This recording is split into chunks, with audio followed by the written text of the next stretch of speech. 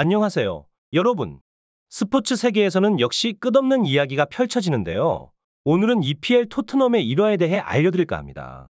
바로 토트넘의 주장 손흥민과 부주장 제임스 매디슨 사이에 무슨 일이 있었는지 궁금증을 자아내고 있는 상황인데요. 최근 풀럼과의 홈 경기에서 2-0의 승리로 아름다운 성과를 이뤄냈던 토트넘. 이로써 팀은 리그 9경기 연속 무패라는 멋진 성적을 달성하며 맨체스터 시티를 누르고 단독 선두 자리를 차지했습니다. 하지만 이런 기쁨 가운데 경기 후 라커룸으로 들어가는 손흥민과 매디슨 사이에는 어떤 사이가 이상하게 느껴지는 모습이었어요. 둘은 말 한마디도 주고받지 않았습니다. 게다가 매디슨은 경기 후 BBC와의 인터뷰에서 손흥민에 관한 언급을 하기까지 했는데요. 그로 인해 팬들 사이에서는 무슨 일이 있었는지에 궁금증이 더욱 커져가고 있습니다. 토트넘과 포스테코글루 감독의 조합은 프리미어리그에서 동화 같은 이야기를 만들어 나가고 있습니다. 포스테코글루 감독은 팀에 새롭게 부임한 이후 빠르게 2달 연속 이달의 감독상에 빛나는 성과를 보였고, 토트넘은 그의 리더십 아래 빠르게 성장하고 있죠. 이날의 승리로 그는 리그 9라운드 동안 최고의 승점을 기록하는 멋진 성과를 달성했습니다. 포스테코글루 감독이 토트넘의 지휘봉을 잡은 후 많은 이들이 궁금해하는 질문이 있습니다. 바로 그는 토트넘에서 어떤 방식으로 팀을 이끌어 가고 있는 것일까요? 프리미어리그에서의 불후의 듀오로 불리워졌던 손흥민과 케인. 그러나 케인의 바이에른 뮌헨 이적 이후 토트넘에서의 손흥민의 활약에 많은 이들이 걱정하는 시선을 보냈습니다. 손흥민 혼자서는 케인의 빈자리를 채울 수 있을까? 이런 의문들이 제기됐었죠. 하지만 최근 아스널, 리버풀, 그리고 맨유와의 경기에서 무패를 지키며 2승 1무라는 빼어난 성적을 거두며 영국 현지에서는 토트넘이 이번 시즌 우승 후보로 떠오르기 시작했습니다. 그럼에도 불구하고 여전히 토트넘의 스쿼드나 전체적인 레벨, 그리고 그들의 우승 경력이 부족하다는 이유로 토트넘의 우승 가능성에 의구심을 품는 목소리도 적지 않습니다. 특히 지난 시즌 아스널이 보인 초반 호황 후 막판 약진 실패의 시나리오를 토트넘에게도 적용하려는 의견들이 있습니다.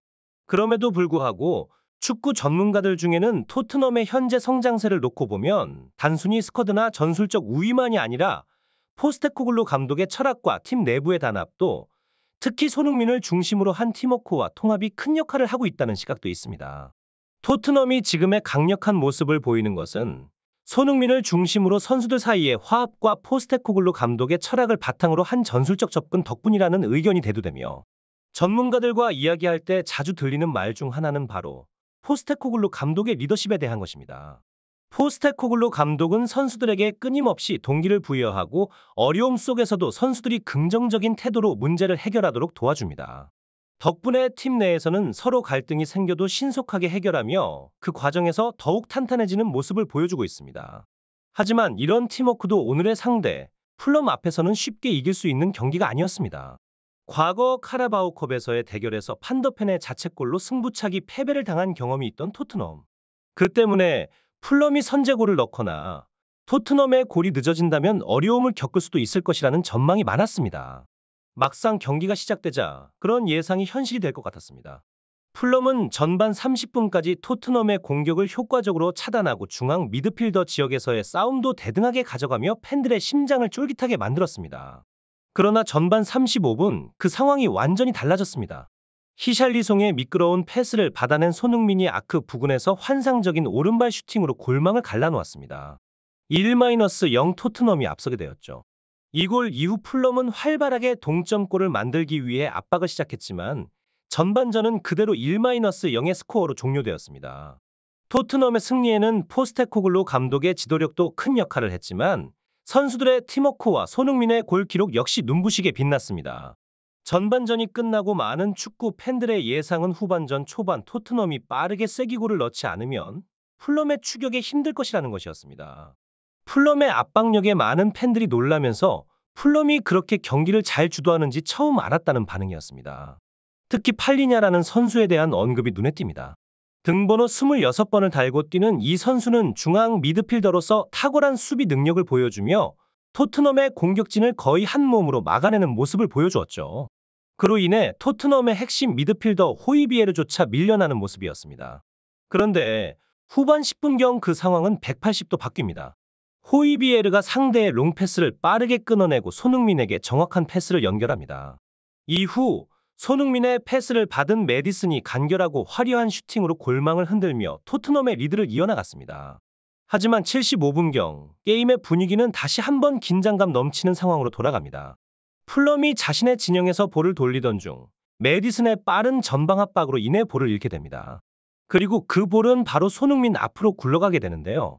손흥민과 메디슨 두 선수 모두 골을 향해 슈팅을 준비하는 상황에서 서로의 동선이 겹쳐 결국 공은 튕겨나가고 말았습니다. 추가골을 기대했던 많은 팬들은 아쉬운 한숨을 쉬었겠죠. 특히 그 상황에서 두 선수의 표정과 반응은 화면에 잘 포착되었는데 메디슨은 손흥민을 향해 불만을 드러내는 반면 손흥민은 약간 당황한 듯한 모습이었습니다. 이런 모습들은 중계 카메라에 의해 팬들에게도 잘 전달되었습니다. 토트넘은 2-0의 승리로 경기를 마무리했지만 승리 이후의 라커룸에서는 약간의 긴장감이 느껴졌습니다.